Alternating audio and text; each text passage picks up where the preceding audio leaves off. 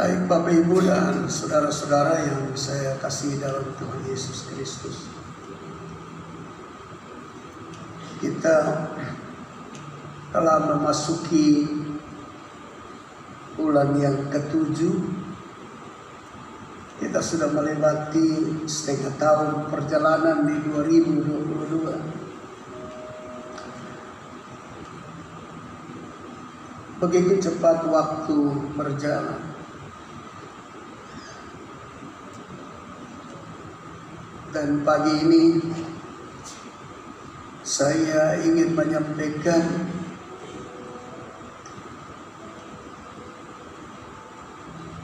pendapat Tuhan dan pendapat manusia. Penglihatan Tuhan dan penglihatan manusia. Saya baca dulu. Pertama Samuel 16 mulai ayat 6. Ketika mereka itu masuk dan Samuel melihat Elia, lalu pikirnya, sungguh di hadapan Tuhan sekarang berdiri yang diurapinya.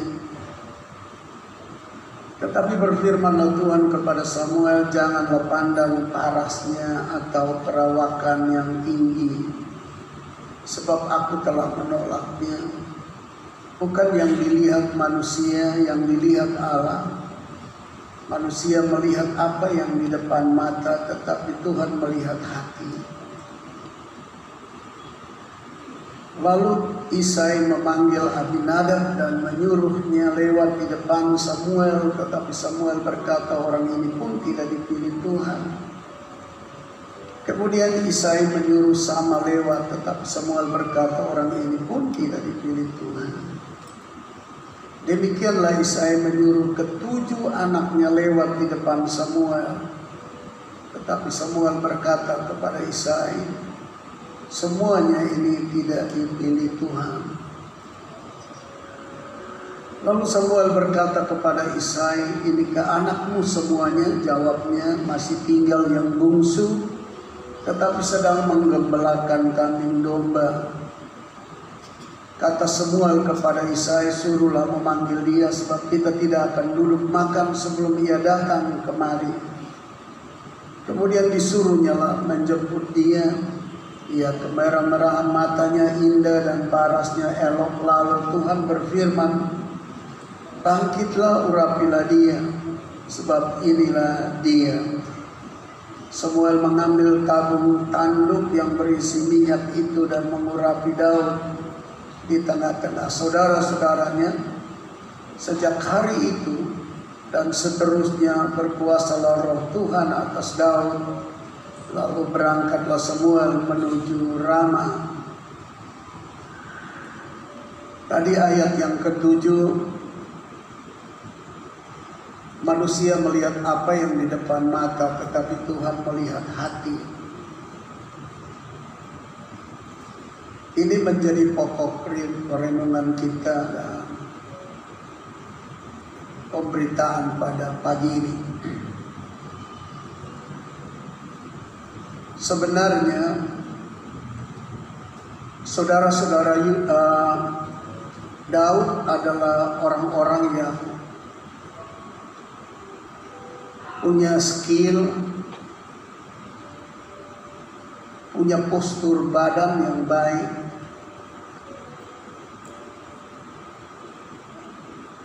Dari pandangan Samuel, mereka layak dipilih menjadi seorang raja yang diberkati, menjadi seorang pemimpin yang diberkati, seorang pemimpin yang dipercayai. Tapi itulah yang dilihat Samuel.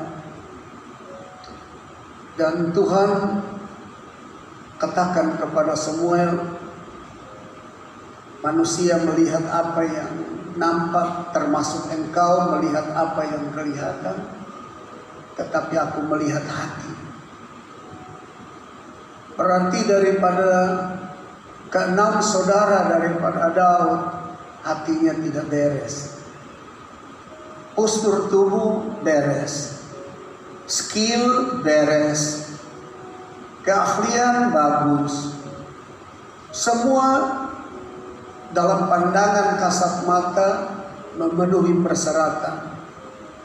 Tapi di mata Tuhan, Tuhan lihat hati, bukan apa yang kelihatan wah di luar. Tapi Tuhan mau lihat wah di hati, artinya yang terbaik di hati. Dan kita semua tahu bahwa akhirnya mendapatkan Daud. Berarti hati Daud jauh lebih baik daripada keenam saudaranya, kakak-kakaknya, karena dia paling bungsu.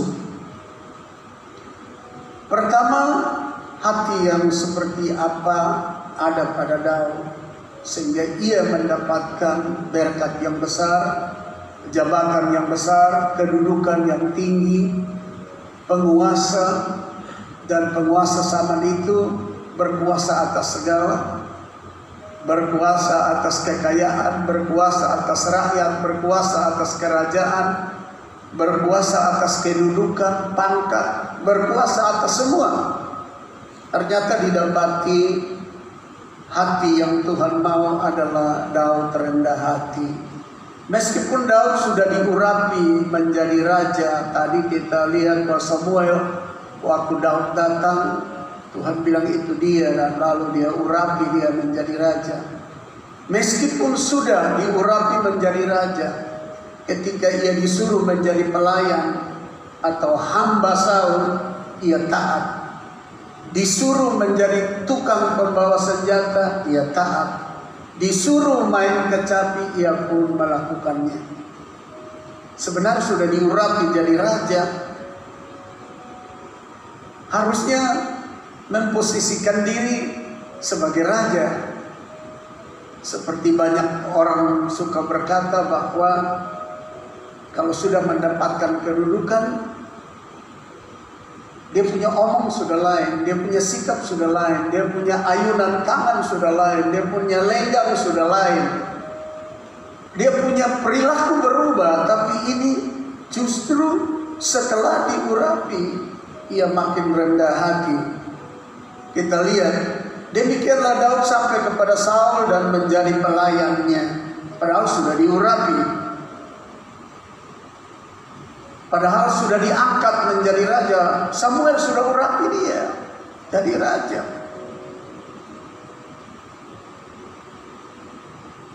Bapak Ibu, saudara-saudara yang saya kasih dalam Tuhan Yesus Kristus, kadang-kadang, bahkan sering, baru Tuhan mengangkat kita sedikit, baru Tuhan memberkati kita sedikit, kita sudah tidak mau memposisikan diri lagi sebagai pelayan kepada sesama, apalagi di dalam gereja. Tapi ini persoalan yang utama adalah how about your heart? Bagaimana tentang hatimu? Tuhan melihat hati, dan bukan Tuhan melihat wah yang kelihatan, postur tubuh, skill secara sekuler.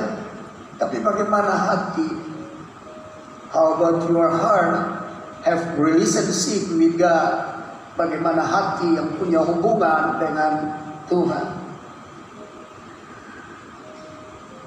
Pertama Samuel 17:15 ayat 15. Tetapi Daud selalu pulang daripada Saul untuk menggembalakan domba ayahnya di Bethlehem. Sudah jadi raja, sudah diurapi jadi raja, jadi hamba, pulang jadi gembala. Masa pergi lihat dia punya domba-domba, papanya punya domba-domba. Sebenarnya dia mesti tampil di hadapan Bapa dan berkata, saya sudah diurapi jadi raja, I already anointed, become kings for Israel. Saya sudah diurapi menjadi raja bagi Israel. Cari orang lain untuk menggembalakan, cari orang lain untuk jaga domba-domba ini. Tapi firman Allah berkata, dalam pasal yang ke-16 dan 17. Demikian Daud sampai kepada Saul dan menjadi pelayannya, menjadi hambanya, menjadi orang suruhan daripada Saul. Yang kedua dalam pasal 15, pasal 17 ayat 15. Tetapi Daud selalu pulang daripada Saul setelah jadi pelayan, jadi hamba pesuruh, dia pulang lagi, dia jadi gembala. Ini hati yang luar biasa, yang tidak menyombongkan diri, yang tidak angkuh, yang tidak menyodorkan argumentasi dan keberatan kenapa saya harus jadi pelayan, kenapa saya harus jadi gembala, tapi dia melakukannya dengan sukarela, dengan senang hati.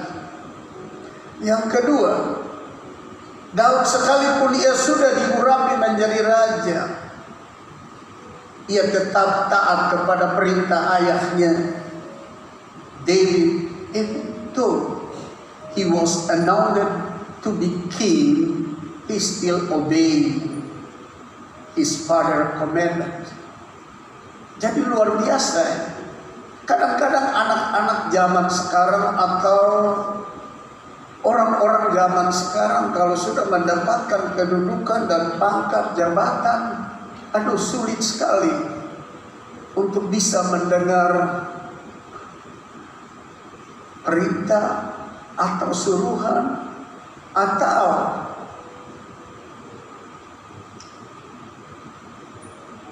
tugas dari seorang ayah, agak sulit. Karena alasan yang dipakai, ada pekerjaan yang banyak, ada tugas perusahaan, ada tugas pemerintah, ada dinas, ada lain-lain. Kelihatan alasan-alasan itu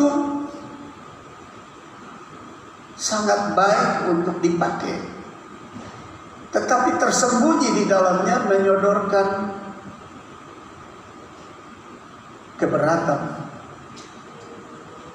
Sampai kadang-kadang banyak orang tua meninggal, banyak orang tua sakit, terlantar, tidak sempat ditemui anak.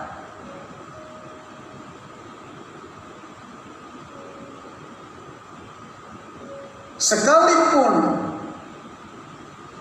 David was anointed to be king, he still obeyed to his father's commandment. Meskipun sudah diurapi jadi raja, ia tetap taat kepada perintah ayahnya. Ini yang firman Tuhan bilang sama Samuel, engkau lihat bagian luar, tapi engkau tidak lihat hati daripada mereka. Ini hati yang saya dapatkan pada Daud. Pertama Samuel 17 ayat 20, lalu Daud bangun pagi-pagi, ditinggalkannya lah kambing dombanya pada seorang penjaga, lalu mengangkat muatan dan pergi, seperti yang diperintahkan Isai ayahnya kepadanya. Sampailah ia ke perkemahan ketika tentara keluar untuk mengatur barisannya dan mengangkat sorak perang. Sebenarnya Daud bisa punya alasan secara normatif melawan papanya dan tidak taat kepada perintah papanya. Pertama, dia bilang, saya sudah raja, kenapa perintah-perintah sama saya? Kedua, itu medan perang, kenapa suruh saya pergi ke tempat perang? Tidak pantas seorang raja pergi ke tempat perang. Dia harus berdiri di benteng komando dan memerintah. Tapi dia taat. God not look to the posture of the someone, but the heart of the human being.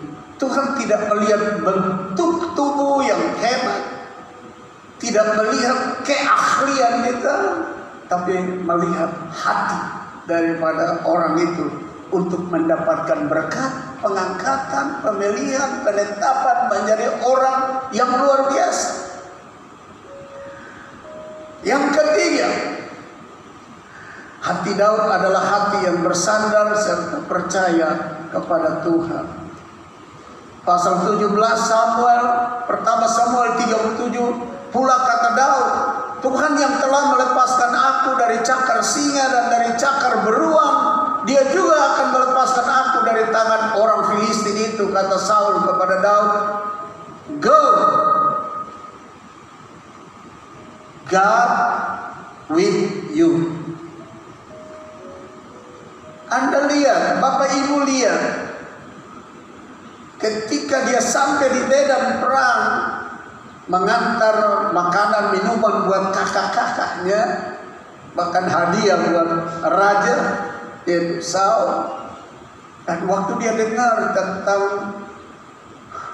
pengkhianatan, perkataan yang meremehkan dan menghujat nama Tuhan Allah Israel,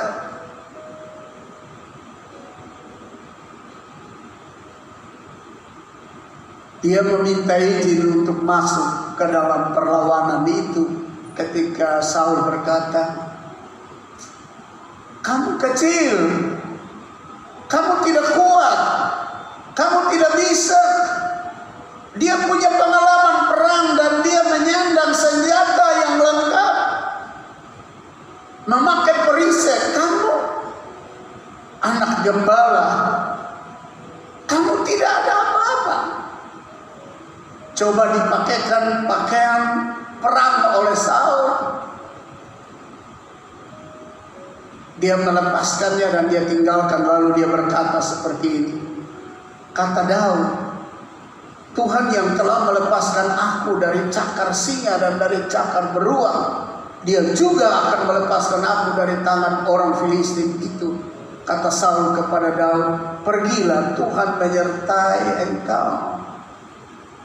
And Saul said to David, go, and the Lord be with you always. Tuhan menyertai engkau. Tuhan melihat hati orang yang bersandar pada Tuhan, orang yang berharap pada Tuhan. Di tengah kekalutan, kesulitan, penderitaan, pressure dan tekanan, Tuhan melihat hati, bukan melihat berapa besar uang, berapa besar dan berapa banyak uangmu, berapa kuat engkau, berapa pintar engkau, berapa hebat engkau, berapa banyak jabatan yang engkau memiliki. Tapi Tuhan melihat, how about your heart, have a relationship with God. Tuhan melihat hati, bagaimana tentang hubungannya dengan Tuhan.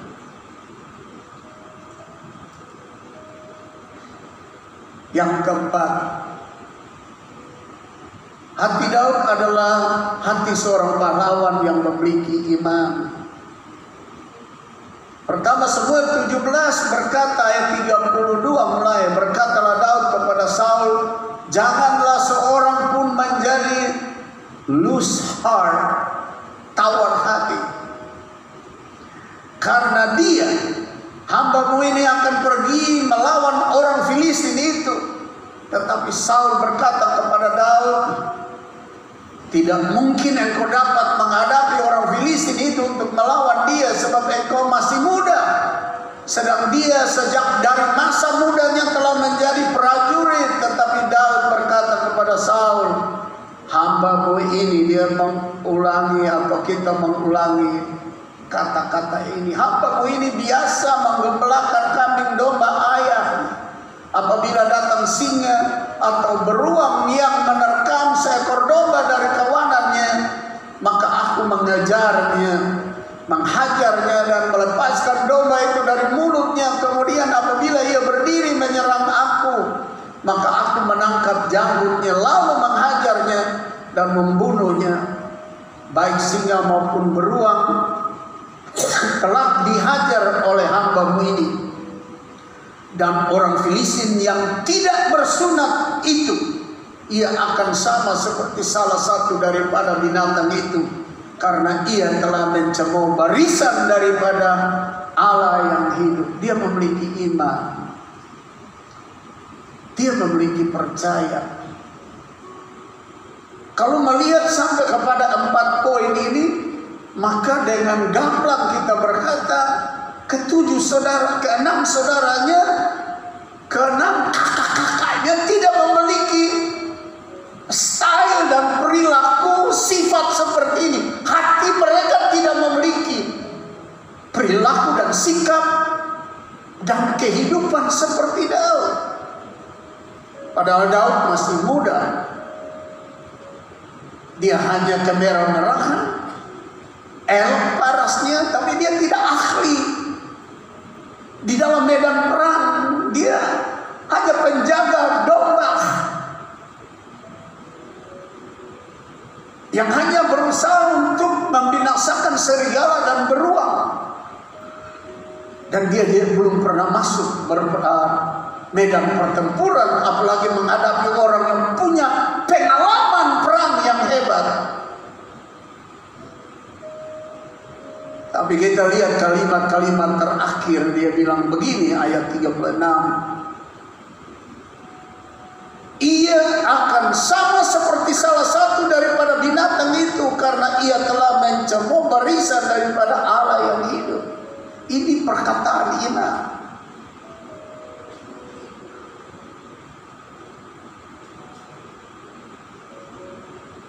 Ini perkataan yang luar biasa, dan Tuhan dapati ada di hati Daud, sehingga ia tampil sebagai pahlawan yang memiliki iman.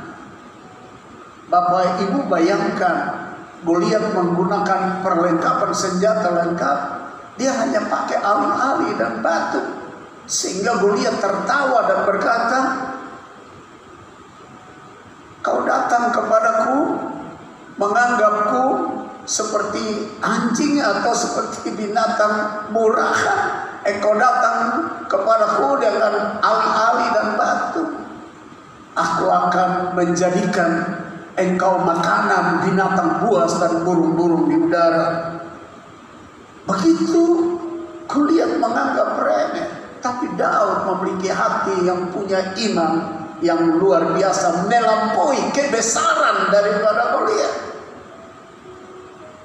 Kalau kita ikut ceritanya, waktu setiap kali Goliat keluar, saudara-saudara daripada Daud yang ikut berperang, firman Tuhan berkata semua lari sembunyi.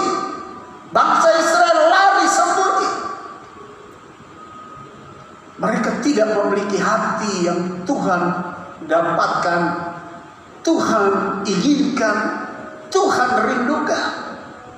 Maka itu Tuhan, waktu Samuel mau mengurapi ke-6 saudaranya, selalu dikatakan Tuhan sudah tolak mereka. Ini bukan dipilih, sebab kamu melihat postur tubuhnya, hebatnya, tinggi besarnya, tapi aku melihat hati, dan hanya bisa didapati pada Daud. Yang kelima, hati Daud tidak suka membalas dendam.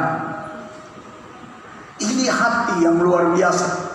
Orang bikin jengkel, orang mau bunuh sama dia, berulang kali Saul tombak sama dia, berulang kali Saul suruh ambil dia supaya dibinasakan, ditumpas.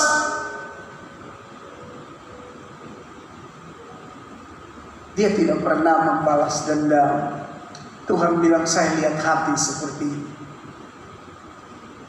Bangsa zaman ini baru orang omong sedikit, hati sudah tidak tenang, berpikir kapan ya saya ketemu dia, saya omong balas sama dia. Kapan ya ada waktu saya sikat sama dia. Kapan ya ada waktu saya bantai sama dia. Kapan ya ada waktu saya hajar sama dia.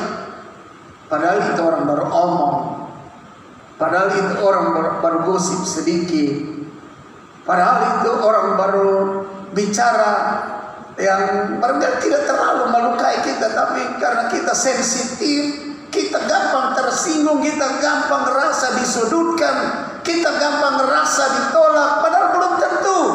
Dan melahirkan dendam kesumat. Simpan hati yang tidak pernah terselesaikan, bahkan menunggu waktu baik. Kapan saya bantai dia? Kapan saya hajar dia? Kapan saya omong membalas dia dengan kata-kata yang menyakiti? Tapi Daud berulang kali Saul tombak dia menghindar, disuruh jemput. Istrinya berkata bahwa dia ada sakit, padahal istrinya sudah lepaskan dia, suruh dia pergi karena bapaknya Saul mau membunuhnya. Dan waktu datang, istrinya taruh patung di atas tempat tidur, tutup dengan kain selimut. Lalu Saul suruh angkat tempat tidur dengan dia yang mengatakan dia sakit, supaya aku sembelih dia, aku bunuh dia. Tapi prajurit-prajurit pergi, ternyata patung Daud sudah pergi berulang kali. Kematian Daud itu dirancang matang oleh Saul. Tapi heart like this, God chose to become king. Hati semacam ini Tuhan pilih untuk menjadi raja yang diberkati. Hati yang tidak suka membalas dendam. Saya baca pertama Samuel 24 mulai ayat 4. Lalu berkatalah orang-orangnya kepada Daud, telah tiba hari yang dikatakan Tuhan kepadamu, sesungguhnya aku menyerahkan musuhmu ke dalam tanganmu, maka perbuatlah kepadanya apa yang kau pandang baik. Jadi ini Saul pergi ngejar Daud untuk membunuh Daud, dan satu waktu dalam pengejaran itu dia lelah dan dia tidur. Lalu prajurit yang mendampingi Daud bilang, ini sudah saatnya lu bunuh Saul, musuhmu. Maka Daud bangun, lalu bukan bunuh, tapi memotong punca jubah Saul dengan diam-diam. Kemudian berdebar-debarlah hati Daud karena ia telah memotong punca Saul. Punca itu artinya ada jubah punya bagian bawah itu ada tali-tali, itu dipotong. Lalu berkatalah ia kepada orang-orangnya, dijauhkan Tuhanlah kiranya daripadaku untuk melakukan hal yang demikian kepada Tuanku. Meskipun sudah jadi musuh, sudah berulang kali membunuh dia, dia masih tetap memberi penghargaan. Dia bilang itu Tuanku, padahal dia raja. Daud sudah diurapi menjadi raja, Saul punya status raja, sudah lenyap, tapi dia masih memberi penghormatan. Tuanku, dia bilang kepada orang-orang yang diurapi Tuhan, yakni menjaga dia sebab dialah orang yang diurapi Tuhan. Dan Daud mencegah orang-orangnya dengan perkataan itu. Ia tidak mengizinkan mereka bangkit menyerang Saul. Sementara itu Saul telah bangun meninggalkan gua itu, hendak melanjutkan perjalanannya. Jadi Anda lihat kesempatan sebenarnya Daud bunuh Saul waktu dia tidur kelelahan di dalam gua. Bahkan dia didorong oleh prajurit-prajurit yang mendampingi dia, bilang bunuh dia sekarang. Tapi Daud tidak bunuh. Daud hanya ambil kerat, potong ujung jubahnya itu. Lalu apa yang dikatakan Daud? Ketahuilah pada hari ini matamu sendiri melihat. Jadi Daud bilang sama Saul bahwa Tuhan sekarang menyerahkan engkau ke dalam tanganku dalam gua itu. Ada orang yang telah menyuruh aku membunuh engkau, tetapi aku merasa sayang kepadamu karena pikirku aku tidak menjamah Tuanku itu, sebab dialah orang yang diurapi Tuhan. Ini bukan sekedar bikin Daud dengan gosip atau omong menyudutkan dia atau mencemarkan namanya saja, tapi sudah berulang-ulang kali berupaya membunuh, mematikan dia, membinasakan dia, menghancurkan dia. Tapi Anda lihat firman Tuhan bilang, aku lihat hati yang tidak tahu balas dendam, hati yang mengasihi musuh, hati yang mengampuni musuh, hati yang tidak merendahkan musuh. Sekalipun itu musuh sudah berupaya membunuh dia, tapi dia bilang, itu Tuanku.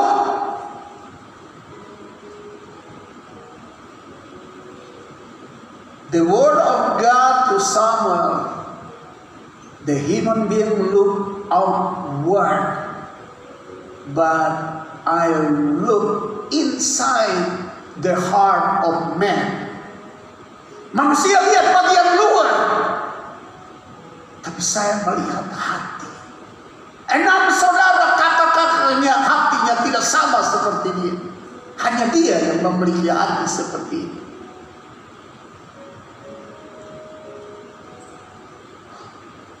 Lihatlah dahulu ayahku, masih dia panggil sebagai Bapak, Tuan dan Bapak. Kapan deh orang yang menyakiti kita, melukai kita, kita memanggil dia Kakak, Bu, Susi, Bapak, Tuan. Tapi Daud melakukan itu. Yang berupaya mematikan dia dengan Bapak, Tuanku. Dia tidak bunuh, padahal punya kesempatan supaya tak usah lagi berupaya membunuh dia. Lihatlah dahulu ayahku, lihatlah kiranya punca jubahmu dalam tanganku ini. Sebab dari kenyataan bahwa aku memotong punca jubahmu dengan tidak membunuh engkau, dapatlah kau ketahui dan kau lihat bahwa tanganku bersih daripada kejahatan dan pengkhianatan, dan bahwa aku tidak berbuat dosa terhadap engkau, walaupun engkau ini mengejar-ngejar aku untuk mencabut nyawaku. Bukan untuk gosip-gosip, bukan omong menyakiti saya, bukan bicara yang menyudutkan saya. Tidak, ini mau mencabut nyawa dan sudah berulang-ulang kali. Itulah yang Tuhan lihat, hati yang tidak tahu balas dendam. Yang kedua kali, pasal 26, kesempatan buat Daud untuk bunuh sama dia. Ini yang kedua kali. Itu yang pertama tadi di gua. Kiranya Tuhan menjauhkan daripadaku untuk menjamah orang yang diurapi Tuhan. Ambillah sekarang tombak yang ada di sebelah kepalanya dan kendi itu, dan marilah kita pergi. Kemudian Daud mengambil tombak dan kendi itu dari sebelah kepala Saul, lalu mereka pergi. Padahal kesempatan untuk bunuh, dia sudah tidur lelap karena capek mengejar Daud untuk dibunuh, untuk ditumpas, sampai lelah dan tertidur. Prajurit lain bilang, ini peluang, bunuh dia. Ini kan kesempatan kedua yang Tuhan berikan. Tapi ternyata dia hanya ambil tombak dan kendi di sebelah kepala Saul yang terletak situ, lalu mereka pergi. Tidak ada yang melihatnya, tidak ada yang mengetahuinya, tidak ada yang terbangun, sebab sekaliannya tidur karena Tuhan membuat mereka tidur nyenyak. Setelah Daud sampai ke seberang, berdirilah ia jauh-jauh di puncak gunung, sehingga ada jarak yang besar antara mereka, dan berserulah Daud kepada tentara itu dan kepada Abner bin Ner, katanya, itu kepala pasukan daripada Saul, tidakkah engkau menjawab Abner? Maka jawab Abner, katanya, siapakah engkau ini yang berseru-seru kepada raja?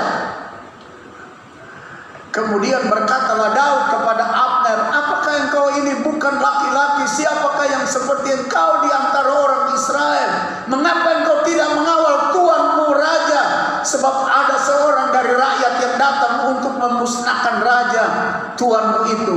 Tidak baik hal yang kau perbuat itu. Demi Tuhan yang hidup, kamu ini harus mati karena kamu tidak mengawal tuanmu, orang yang diurapi Tuhan itu. Sekarang lihatlah di mana tombak raja dan kendi yang ada di sebelah kepalanya.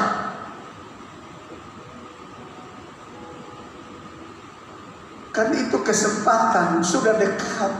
Kendi dan tombak ada di dekat kepala Saul. Daud datang ambil di situ, sebenarnya dia ambil pedang, tetap ke lehernya lalu selesai.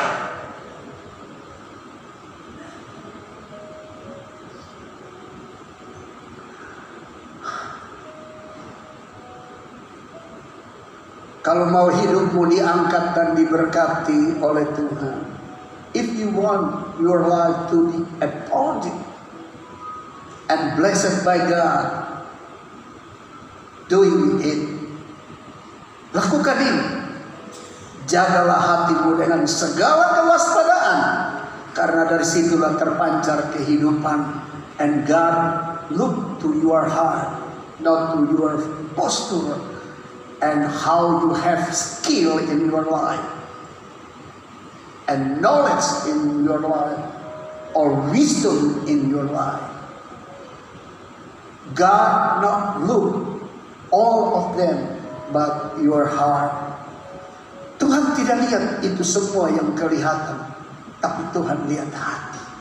Itu sebabnya Ia mengurapi Daud dan memberkati dia dan menjadi raja yang berdaulat di atas seluruh Israel, Yehuda dan Israel. Mari kita berikan dulu sanjungan bagi Tuhan. Dan kita mau melakukan seperti apa yang Tuhan bilang kepada semua. God not look to our outward, but to our heart. Tuhan tidak lihat apa yang kelihatan, tapi apa yang ada di hati kita. Untuk Dia memberkati, mengangkat, menjadikan kita orang yang menikmati kekuasaan, kejayaan, berkat dan rahmat dalam pengertian yang sangat luas secara jasmani dan secara rohani. Mari kita bangkit berdiri.